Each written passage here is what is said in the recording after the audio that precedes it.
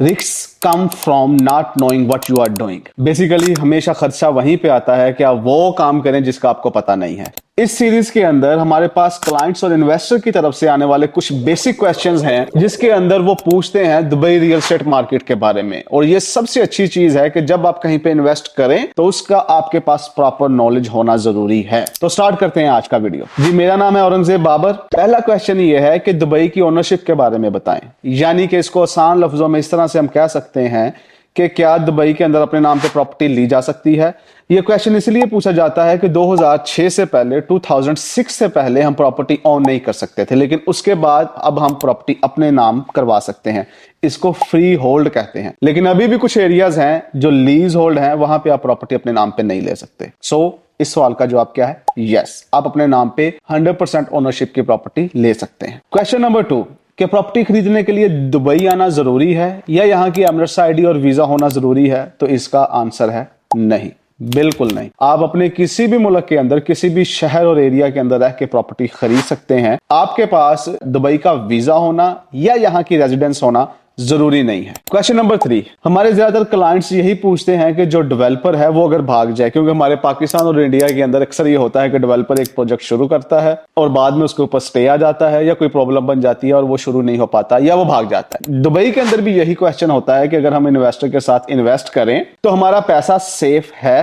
तो पहली बात तो यह है कि यहां पे एक ट्राइएंगल है डेवलपर, बायर और दुबई गवर्नमेंट के अंदर। जब भी आप किसी ऑफ प्लान के अंदर इन्वेस्ट करते हैं तो आप डायरेक्ट पैसा डेवलपर को नहीं देते, आप दुबई गवर्नमेंट के एक एस्क्रो अकाउंट के अंदर देते हैं। तो दुबई की वो जो गवर्नमेंट है, DLD इसको कहते हैं, वो उस प्रोजेक्ट के हिसाब से उसकी जो फंड्स होते हैं वो रिलीज करते हैं, ताकि वो बनाए 50%, वो 50% फंड रिलीज कर देंगे, वो 60% बनाए, वो 60% फंड रिलीज कर देंगे। इसीलिए दुबई के अंदर डेवलपर की मजबूरी होती है कि वो हर हाल के अंदर प्रोजेक्ट को कंप्लीट करे, क्योंकि वो पहले ही अपना पैसा लगा चुका होता है, उसके बाद ही उसको एस्क्रो अकाउंट से मिलेगा। क्वेश्चन नंबर 4, ये ऑफ प्लान और रेडी प्रॉपर्टी के अंदर क्या फर्क है? वो प्रॉपर्टी जो ऑलरेडी बिल्ड हो चुकी है, फंक्शनल है, रेडी टू मूव इन है, या वो रेंटल है, या वो बिकने के लिए तैयार है, तो ये है ready property. Of plan properties कौन सी हैं? वो प्रॉपर्टीज जो अभी अंडर कंस्ट्रक्शन है, इसे ऑफ प्लान कहते हैं, और ये 2 से 3 साल के अंदर ये कंप्लीट होगी और इसके अंदर आप 20% पे करते हैं, बाकी इंस्टॉलमेंट होती है आपकी 1%, 2%, 5%, 10%। It's really depends upon the nature of the developer कि वो किस तरह का आपको पेमेंट प्लान देता है। क्वेश्चन नंबर 5 कि हमारा पैसा सेफ है, तो ये और क्वेश्चन नंबर 3 एक जैसा ही है। तो यहां पे आप जो इन्वेस्टमेंट है वो किसी डेवलपर के साथ नहीं कर रहे, किसी प्रोजेक्ट स्पेसिफिक बंदे को पैसे नहीं दे रहे, आप DLD दुबई लैंड डिपार्टमेंट को उसके एस्क्रो अकाउंट के अंदर पैसा पे करते हैं, वो आपके पैसे की टेक केयर करती है, पूरा चेक एंड बैलेंस करते हैं डेवलपर का। तो इसीलिए अगर आपने प्रोजेक्ट को अच्छे तरीके से स्टडी कर लिया, कम्युनिटी को देख लिया, डेवलपर देख लिया, आया कि ये ठीक है, उसका एस्क्रो अकाउंट देख लिया, यहां तक कि आपकी सारी रिसर्च ठीक है, इसके बाद आप अगर एस्क्रो अकाउंट के अंदर डालते हैं तो आपका पैसा 100% महफूज रहेगा। लेकिन रिटर्न्स के ऊपर हम बात नहीं कर रहे अभी यह है कि पैसा आपका महफूज होगा, रिटर्न्स महफूज होगा, वो आपके 100% सिलेक्ट किए हुए प्रोजेक्ट के ऊपर है। क्वेश्चन नंबर 6, हम तो दुबई के अंदर है नहीं, हमारी प्रॉपर्टी कौन मैनेज करेगा? इसको रेंट पे कैसे दूंगा? इसको सेल कैसे करूंगा? तो इसका आसान सा जवाब है कि जो आपका कंसल्टेंट है और जो आपका ब्रोकर है वो आपकी प्रॉपर्टी को मैनेज करेगा। हैंडओवर के ऊपर वही इसको रेंट करेगा, वही इसको सेल करेगा और वही इसके फंड ट्रांसफर करेगा, वही कॉन्ट्रैक्ट बनाएगा। तो इसलिए choose your consultant very wisely. Question number 7 कि प्रॉपर्टी खरीदता कौन है? यहां पे सबसे बड़े इन्वेस्टर्स कौन से हैं?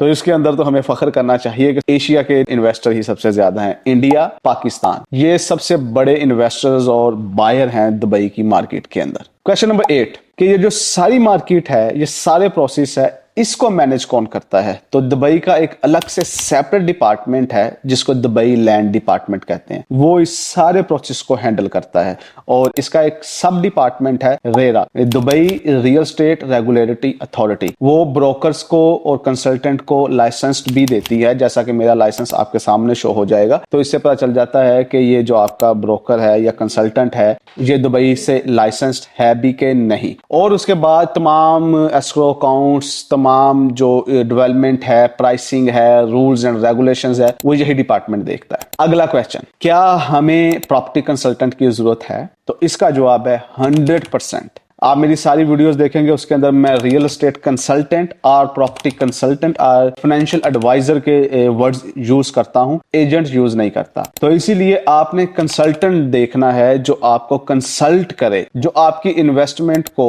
अच्छे तरीके से डील करे, और इसका होना बहुत जरूरी है क्योंकि वो मार्केट की पल्स को, उसके कैपिटल एप्रिसिएशन को, उसकी फ्यूचर डेवलपमेंट को, उसको सेल करने को, अपार्टमेंट कौन से हैं, लेआउट्स कौन सा है, फ्लोर प्लान कौन सा है, व्यूज कौन से हैं, प्राइसेस कौन सी है, डेवलपर कौन सा है, ये सारा कंसल्टेंट और एक्सपर्ट ही जानता है। और आज की वीडियो का आखिरी सवाल, लेकिन अगले भी हमारी वीडियोस आती रहेंगी, फंड कैसे ट्रांसफर करें। तो टू बी ऑनेस्ट ये हम सबको पता है, इसका शायद मुझे कम पता हो, लेकिन हम सबको पता है कि पैसे ट्रांसफर करने के कौन कौन से तरीके हैं। लेकिन फिर भी मैं आपको बता देता हूं कि आप बैंक के थ्रू, डेवलपर लिंक के थ्रू, एस्क्रो अकाउंट लिंक के थ्रू, बिटकॉइन के थ्रू या कोई और डिजिटल करेंसी के थ्रू, किसी भी तरीके से, कार्ड से, कैश से आप पेमेंट कर सकते हैं। लेकिन बाकी आपको जैसे बेहतर लगे आप उस तरीकों से भी पेमेंट कर सकते हैं। तो दोस्तों ये थी आज की वीडियो। इसके अंदर हमने 10 ऐसे क्वेश्चन देखे जो बेसिक पूछे जाते हैं। हम फर्दर ऐसे क्वेश्चंस की एक सीरीज लेके आते रहेंगे आपके साथ, ताकि वो जो पहली कोटेशन मैंने बोली थी, risk come from not knowing what you are doing, कि मसला या रिस्क तभी आता है जब आप वो करें जिसका आपको पता ही नहीं है। इन तमाम बेसिक इंफॉर्मेशन के बाद आपको आइडिया हो जाएगा कि कौन सी चीज बेहतर है और कौन सी नहीं। मिलते हैं एक अगली वीडियो के अंदर।